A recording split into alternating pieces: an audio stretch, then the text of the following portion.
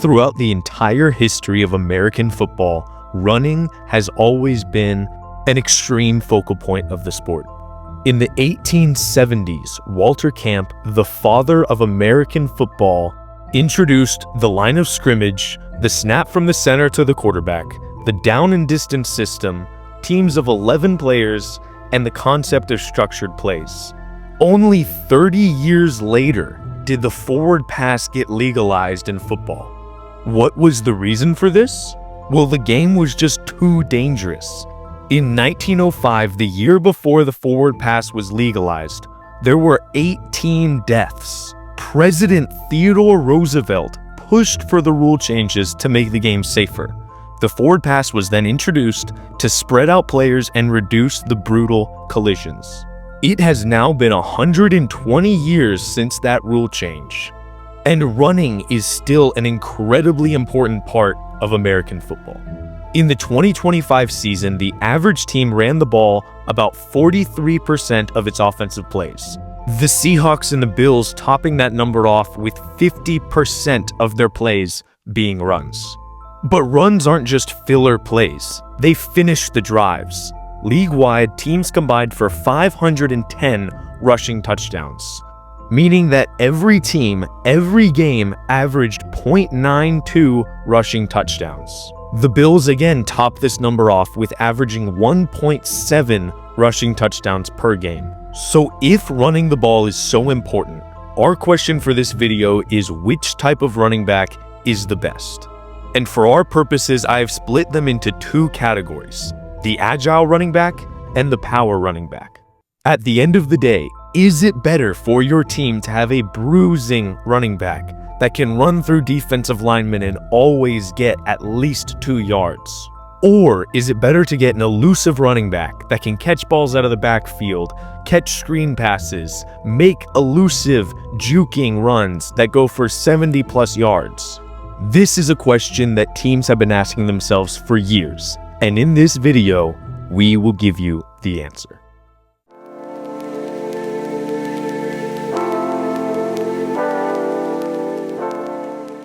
The first thing we need to consider for our study is what is a power running back?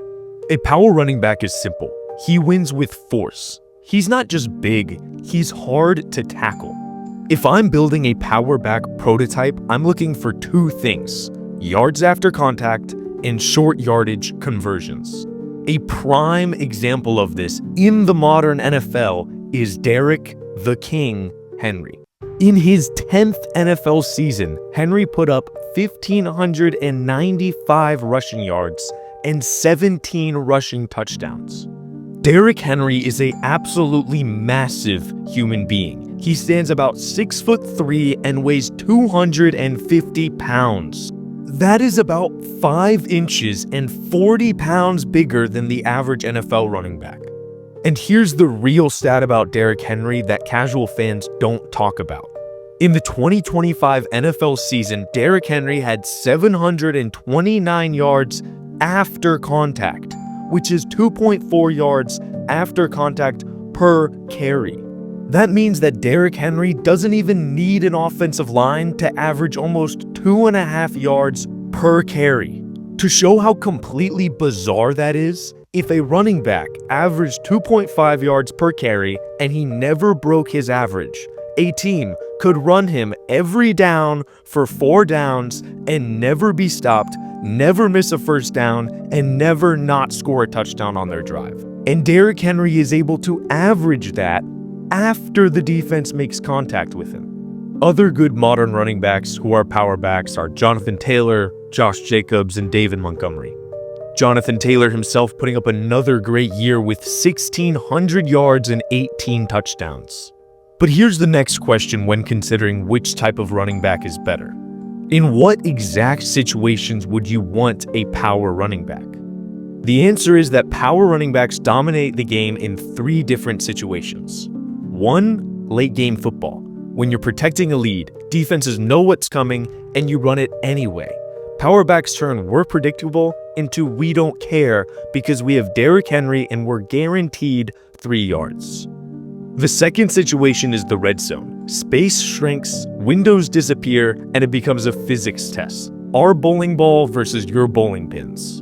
When you're on the goal line, it's way easier for defenses to defend the pass. They have so much less space to cover, and it's so much easier for them to avoid elusiveness because there's another defender right next to them in the spot that you're juking to. But when you have a power back in the red zone, you can just run it right up the gut. The third situation is really tricky, but it's really helpful. And it's bad conditions. Snow, rain, wind, sloppy footing, and speed gets nerfed, but force still travels. Elusive backs just don't have the same abilities when they can't make quick cuts. But Derrick Henry running head first like a buffalo is never gonna get nerfed no matter the weather conditions. And so, now that we've looked at the power running back, let's look at the elusive back and see what he can do that the power running back can't. Now let's look at elusive, agile running backs. These guys don't win by absorbing contact or pushing it backwards. They win by avoiding it. Their acceleration, change of direction, and open field angles make it impossible for defending teams to prepare against. An underrated running back is De'Von Achane.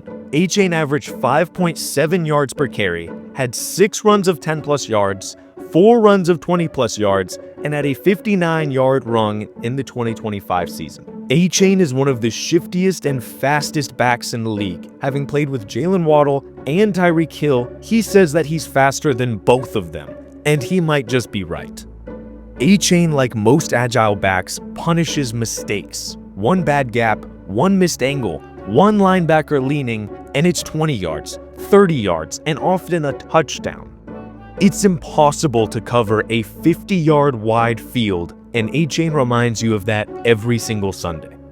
Another great running back to talk about in this list is Bijan Robinson, running for 1,478 yards on 5.1 yards per carry and a 93-yard run in the 2025 NFL season. And the final running back to talk about is Jonathan Taylor, who you may be thinking I've already brought up for the power running backs. And we'll get to that in the conclusion. But for now, just know that in the 2025 NFL season, Jonathan Taylor recorded a 30% juke rate and 111 evaded tackles. This means that his juke rate was number 3 among all running backs, and his evaded tackles number 2 among all running backs. And finally, let's consider when agile backs are better.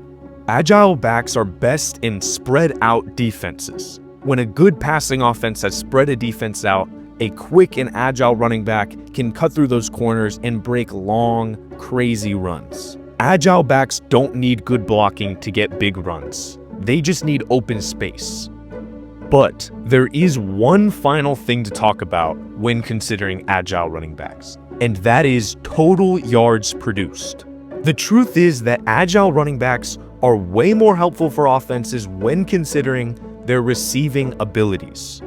Out of the top 10 total yards leaders out of running backs in the 2025 season, Derrick Henry is the only sole power running back to be in the top 10. While Derrick Henry had 1,700 total yards, that's nothing compared to Bijan Robinson's 2,300. When considering full offensive production, guys like Bijan Robinson, Christian McCaffrey, Jahmyr Gibbs, and De'Von Achane are all comparable in touchdowns and are better in yards than Derrick Henry. But now that we have all of these statistics and all this information, can we really conclude that the agile back is better than the power back? When you need a touchdown in the fourth quarter on the goal line, are you turning to Marshawn Lynch or are you turning to Bijan Robinson? Is the agile back really better than the power running back? So, you've made it to the end of the video. You've heard all these statistics and you've heard all the arguments, and you want to know what I think. And I have news for you. I don't think that the power running back is better than the agile running back. But I also don't think that the agile running back is better than the power running back. And so, with the time on the video running down, I present to you the hybrid running back. When it's 3rd and 3 and you need a first down, you can trust them with the ball to get those 3 yards. When it's 1st and 10, you can give them the ball and they might break it for 50. When you need to pass to the flat route, you can trust that they'll be able to slip a tackle and get 5 yards. Not only can they do what the power back can't do, they can do what the agile back can't do. The best examples of this in the modern NFL are Jonathan Taylor and James Cook, with an honorable mention to Ashton Jeanty. Jonathan Taylor and James Cook were both in the top 5 for all-purpose yards last season, and their touchdowns are incomparable to Christian McCaffrey's and Bijan Robinson's. Jonathan Taylor beats Christian McCaffrey's 17 touchdowns with 20, and James Cook beats Bijan's 11 with 14. They both had close to 300 receiving yards, with Jonathan Taylor having close to 400 receiving yards, which proves that they're not just power backs who can't catch, but that they have full offensive production capabilities. And these are the reasons why the hybrid back is the best type of back you could have in the NFL. Thank you all for watching that video. I will continue to post on Saturdays, and I will be adding a Wednesday post at 12 p.m. I hope you enjoyed the video. Feel free to watch the others, and I'll see you next time.